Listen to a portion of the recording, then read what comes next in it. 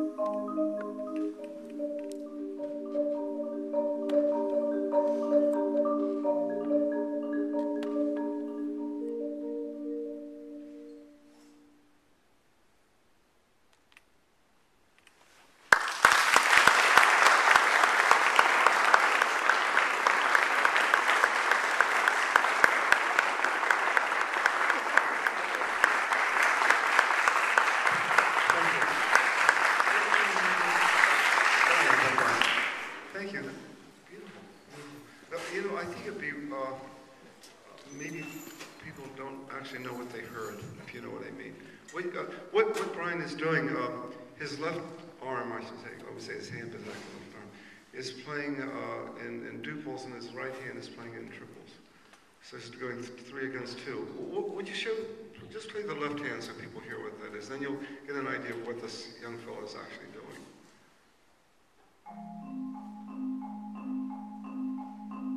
No, just play the right hand. Let go of that. Do you hear? Okay, I'll put them together again.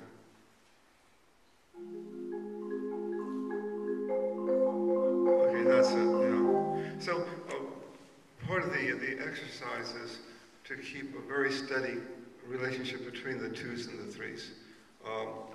I did that last night. I have to say it's easier with the piano because I'm just doing it with, I'm not using my whole body to do it, I'm just using my fingers. It's a lot more work to do it with a marimba. And as far as I can tell, it's really a transcription, it's not actually an arrangement. It's actually, the actual piano music is that music. You played every note that I wrote as far as right off the piece. So you don't get an arranger's credit. You just get a very appreciative response from the composer, which is one thing that I do. Well, were you here last night?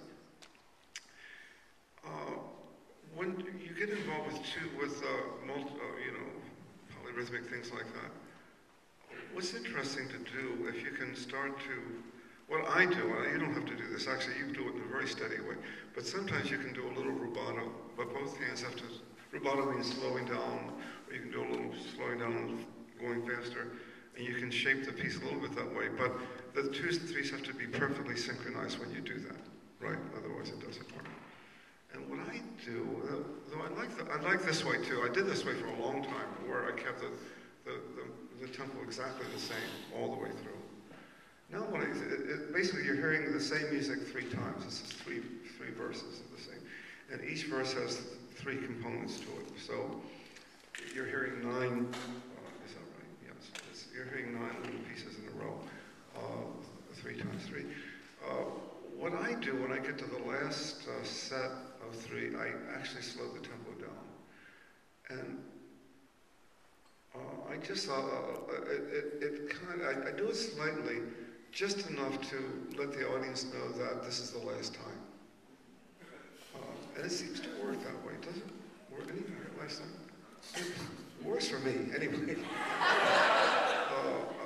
That's just a suggestion. You don't have to do it at all. In fact, I wrote this piece in 1981, so that would have been, the other piece was that 68? So it's 13 years later, but you can hear that it's a very similar kind of thinking. There are really 2, in the tabletop piece there were 2 rhythmic units, and here there are 2 rhythmic ideas. The difference, of course, here is that there's a harmonic palette that goes with it. Strictly speaking, we just talk about music as being melody, harmony, and rhythm. The melody is just a result of the harmony and the rhythm. It's the resultant melody that you hear. It's not strictly speaking a melody by itself. But the way Brian plays it, it's very melodic. I think it's very appealing. Does anyone have any? Did you want to ask anything about it? You don't seem to have any questions about it. You seem to know what you're doing. So I don't know. As you've just played it 30 years, you say you can take it a lot faster. No, that's about the tempo I would play it. But when I come to the 3rd verse, I slow it down. So the tempo you played it last night is generally where you've been playing it since it was... I play it differently. You know, it depends on the room. In a smaller room, you might play a little faster. In a larger room, you might play it a little slower. The acoustics have a lot to do with the tempo, don't you think? You'll find you do it differently in different rooms. And it doesn't, I don't even think there's a metronome marking on the pieces there. I don't put a metronome marking in the music, do I? I often don't put them on because I find that I change it so much, so I bother. My feeling about notating scores is that A good musician knows what to do, and a poor musician will never get it right anyway.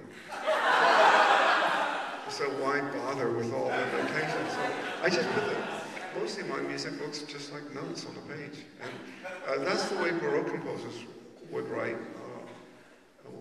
In modern, current practice, there's a lot of descriptive notes about how fast it should be and what the tempo, what the dynamics should be and what the phrasing should be. I would rather not do that because I find myself as a performer, I change all the time. In fact, let's say if you're playing this in 20 years, I don't think you'll be playing it the same way. I hope not. But now, if you're the composer, I've long ago forgotten the moment when I wrote the piece, so I don't really remember what the composer did anyway. I approach it, strictly speaking, as an interpreter. And for composers, do you compose also? A little bit. Well, it's a different. How can you say? It's a different way of working. We work differently when we compose. We work differently when we interpret. And if you're a composer who does a lot of playing, then that decidedly will develop. And by developing that way, you get much closer to how performers really operate. And I've ended up having a tremendous respect for interpreters because having become one, I can really appreciate the nuance and the musicality that comes through the player that no one can notate it anyway. So if you looked at what Blind Playing, it would just be black notes on the page. It's not much to look at. And sometimes I don't do a lot of teaching. When I have, I'll say to students, we'd be in the library. If you look in the library, you think you're looking at music. You're actually not looking at music. You're looking at lots of pages with dots on them. The music is when we play it, and the musicality comes from the playing. So I don't think you need much help from me. That sounds great. Thank you, Brian.